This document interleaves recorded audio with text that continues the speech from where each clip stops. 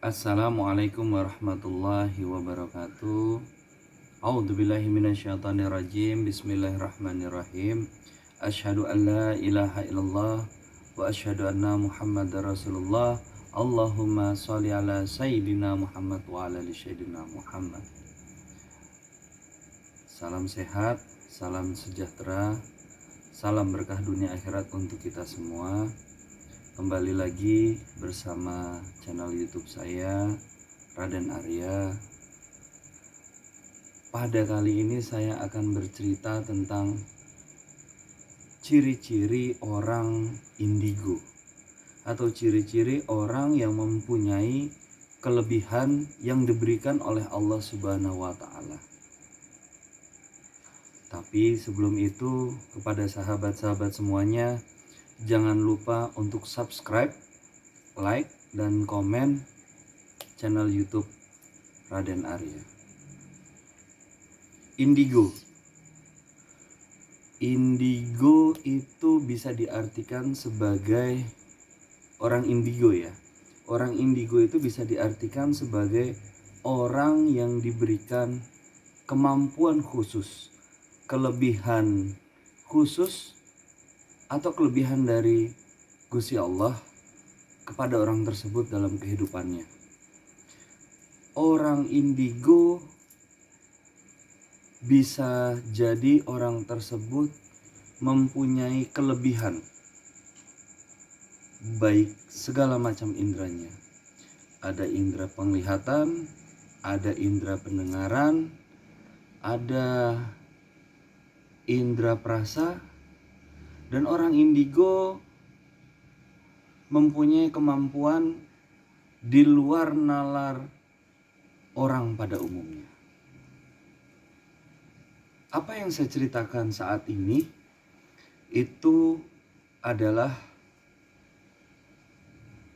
berdasarkan pengalaman saya, bahwa saat saya sadar menjadi orang indigo, pada saat itu saya berusia kira-kira 8 atau 9 tahun.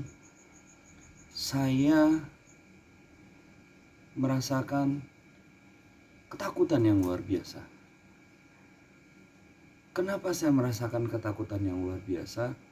Karena pada saat itu saya bisa melihat, bisa mendengar sesuatu yang orang lain tidak bisa lakukan seperti yang saya lakukan. Nah, ciri-ciri orang indigo itu biasanya dia mempunyai perasaan yang sensitif, kemudian dia mempunyai kemauan yang keras, juga bisa timbul ketakutan atau bahkan keberanian dalam kehidupannya. Dia selalu berpikir, rata-rata apa yang saya alami itu, pikiran saya itu di luar nalar logika manusia. Perasaan saya, intuisi saya, kemudian yang terpenting adalah saya sangat sensitif. Dan saya senang hal-hal yang berkaitan dengan spiritual dan senang menyendiri pada saat itu sebelum saya bisa mengendalikan. Ciri-cirinya yang saya rasakan adalah saat saya belum bisa mengendalikan, saya itu merasa seperti ketakutan yang luar biasa. Kadang saat saya duduk, saya bisa melihat makhluk-makhluk berseliweran di sekitar saya. Saya bisa mendengar yang pada saat itu tuh membuat saya menjadi pendiam.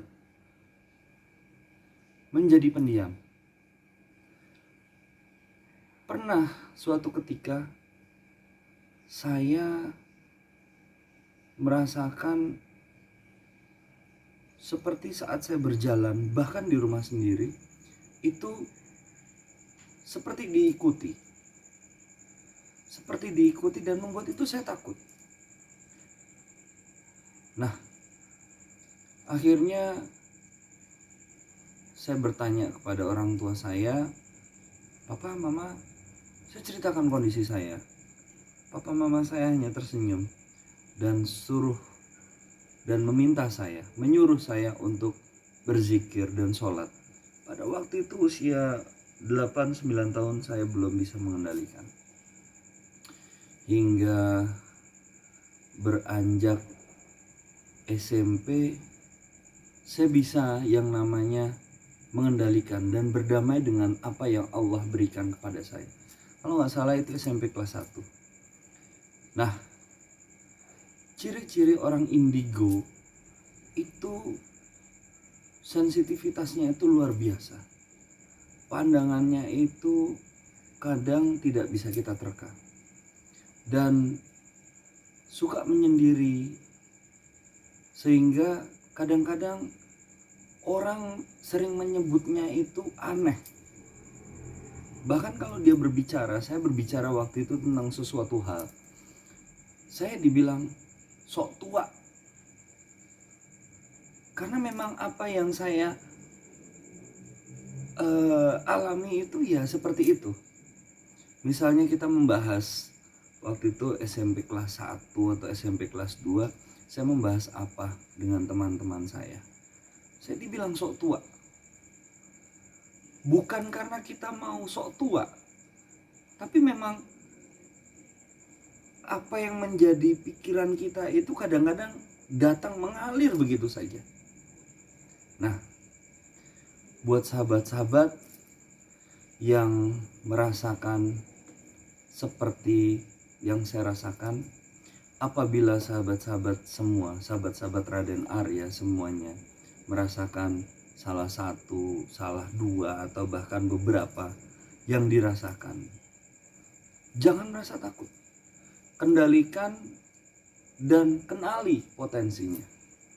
Karena kita ada yang saat itu pernah merasakan takut, kemudian setelah mengendalikan berani.